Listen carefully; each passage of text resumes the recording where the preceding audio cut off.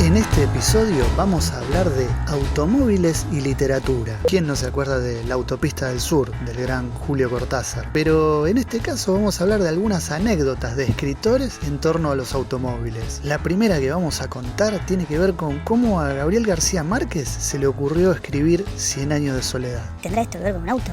No sé cómo puede tener que ver con... Corría el año 1965 cuando Gabriel García Márquez se iba de vacaciones con un Opel familiar tipo rural en el año 65 con su familia a Acapulco.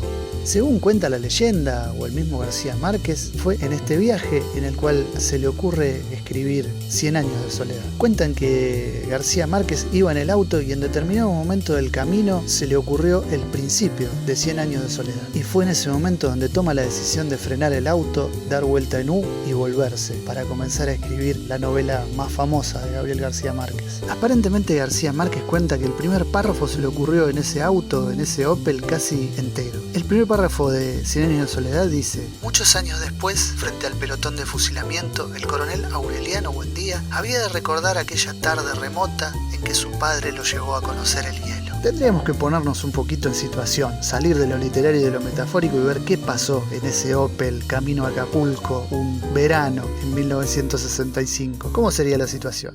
Verano, muchísimo calor, 1965, una familia dentro de un auto del año 65, bastante austero, donde el aire acondicionado no era usual. Para esa época los coches no venían de fábrica con aire acondicionado, había que pedirlos y no en todos los casos estaban disponibles y a veces eran carísimos. Así que lo más probable es que ese Opel de García Márquez no tuviese aire acondicionado. Eso yo creo modestamente que fue uno de los desencadenantes de que lo lleven a pensar en una situación de un coronel frente a un pelotón de fusilamiento o a punto de ser fusilado y que el momento feliz que recuerda es cuando lo llevaron a conocer el hielo. La calor que debía hacer adentro de ese auto. Yo creo que el tipo buenas perspectivas de esas vacaciones no tenía y con el calor fue el detonante. Dijo: basta, yo me planto acá, se me ocurre esto, me voy a escribir, pego la vuelta y se terminó. Y a ustedes no los banco más tampoco. Cuestión que la anécdota de García Márquez con el Opel, con ese auto, no termina ahí, porque después de tomar la decisión de pegar la vuelta y ponerse a escribir 100 años de soledad, claro, tenía que pensar de qué manera iba a solventar todo ese tiempo. Entonces, ¿qué hace? Gabriel García Márquez vende el Opel y la venta de este auto le permitió poder sentarse durante un año y medio solamente a escribir la novela, que después sería una de las novelas más famosas de Latinoamérica, ¿no? Pues ganó un Nobel él como escritor y tal. Buena inversión. Miren aquel Opel familiar lo que terminó generando para la cultura. Retomando el paso fugaz por la Autopista del Sur, que no la vamos a puntear porque ya todo el mundo sabe de qué se trata, ¿no? Aquel viaje por una de las autopistas francesas donde los autos empiezan como no a cobrar vida pero a tener cierta personalidad.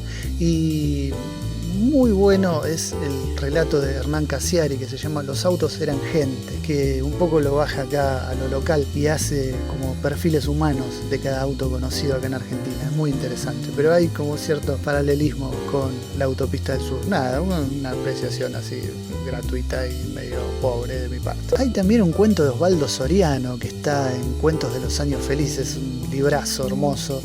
Un cuento que se llama Mecánicos, que Soriano cuenta en primera persona como viviendo en la Patagonia con el padre había comprado un Renault Gordini nuevo para ese entonces. Y lo que hace es, para explicarle mecánica a Osvaldo Soriano, le propone, se ve que tenía mucho tiempo, desarmarlo completo, el auto, que era nuevo, y volverlo a armar. Y lo cuenta en este cuento, como lo hace y tal. Mecánicos, de Osvaldo Soriano, donde desarman un Gordini nuevo y lo vuelven a armar. Hay otra gran pequeña historia relacionada a los autos y tiene que ver con Juan Forn y Adolfo Bioy Casares. Cuenta Forn en una de las notas que escribía en la contratapa de Página 12, que después fue compilada en 2 tomos, creo, que se llamaban Los Viernes. Cuenta Forn en esta nota que se llama Calamar en su tinta, un encuentro de un joven Juan Forn que lo mandan con unos manuscritos para que revise Bioy Casares a su casa y termina yendo con Bioy Casares en el Volvo de Bioy Casares a La Plata,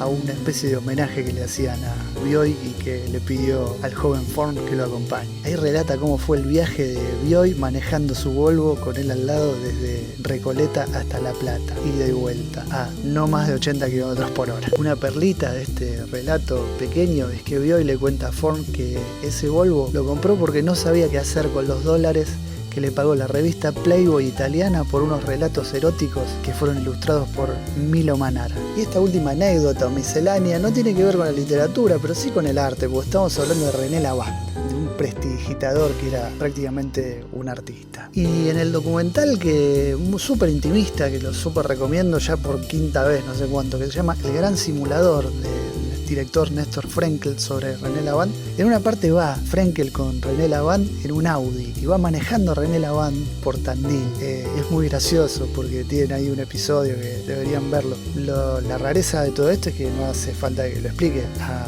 René Lavand le faltaba una mano. Pero yo creo que todas estas anécdotas y este episodio tiene que ver como...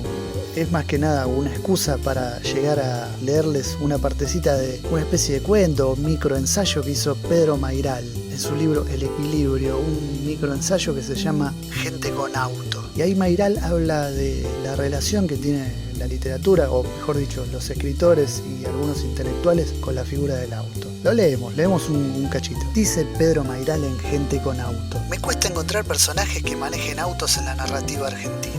Algunos personajes de Fogwill manejan, también algunos de Form y de Bioy Casares. Pero la voz narrativa promedio de la literatura argentina es la del hombre de a pie, que viaja en transporte público. Por supuesto que habrá muchos escritores que no manejan ni tienen auto, pero hay otros tantos que sí. Y sin embargo, el auto no aparece en sus obras.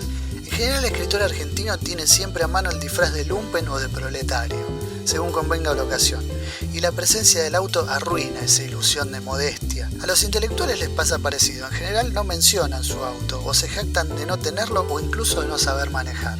Quizá los autores argentinos no desean tener ese símbolo estacionado dentro de sus libros.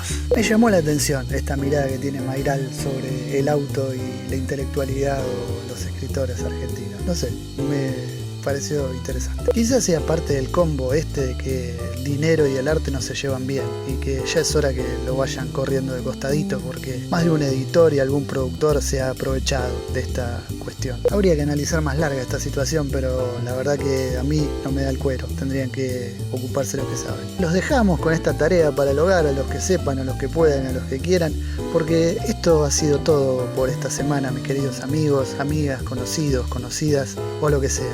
Próximamente habrá un nuevo ¿Quién no conoce a algún Sergio? Chau, hasta luego, nos vemos. Sube a mi guantore, los Mercedes, viajando se fortalece.